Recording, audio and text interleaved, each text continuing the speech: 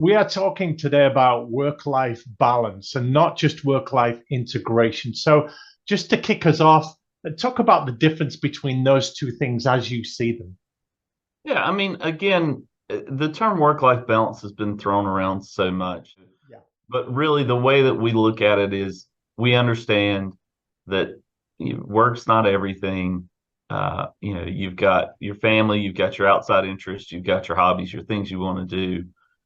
How do we really focus on getting our people to find that balance, to switch off, to be able to go and take care of their kids, or to be able to go see a ball game or do whatever they want to do with their time, and not feel like they need to be connected at the hip to the email and the company, and be at the beck and call. And it's so important, isn't it? Because accountants are very diligent professionals. There is a certain guilt, an expectation, an obligation to put in the hours, to fill out the timesheets, to get the work done, to work long hours, and to put family to one side until the work gets done. But that's not the case with your firm, is it? No, I mean, the biggest thing, and I think especially with the professionals we have, is we want to focus so much on taking care of our clients. I monitor the hours, and I've never had a call with someone to say, why are your hours so low? But I've had multiple calls to say, why are your hours so high, and how do we spread this work around? Talk to us about how the firm engenders this culture whereby people can feel like they can have a life and work. Well, I mean, I think the biggest thing that fuels that is the tone at the top. The partners live it. Like when I came here, my wife was pregnant with our second child.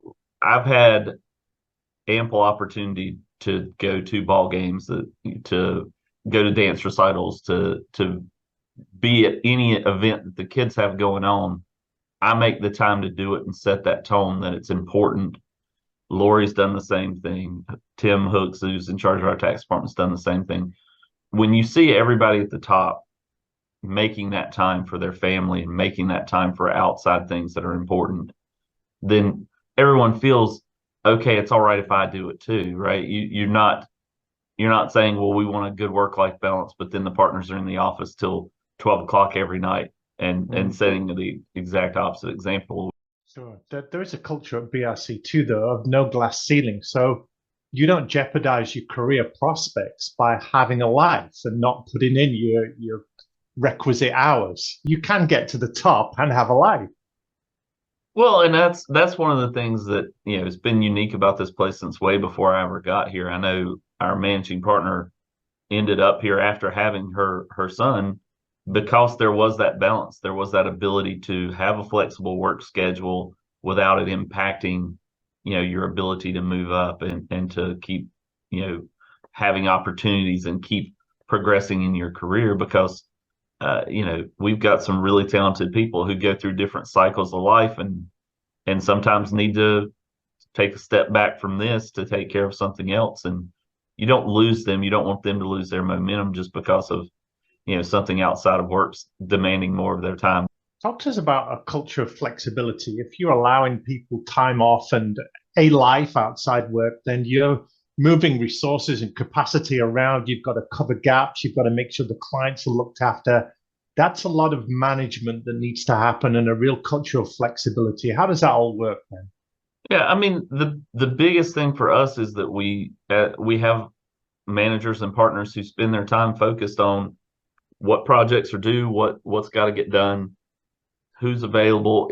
If something comes up and somebody that was scheduled to do something, you know, has an accident or has a family illness or has something they've got to take care of, the the biggest way that we handle that, beyond just knowing it's happening and trying to move resources, is the other people around are part of the team, and they want to make sure that this person can go take care of this family illness or this emergency without the ball getting dropped. So other people on the team step up.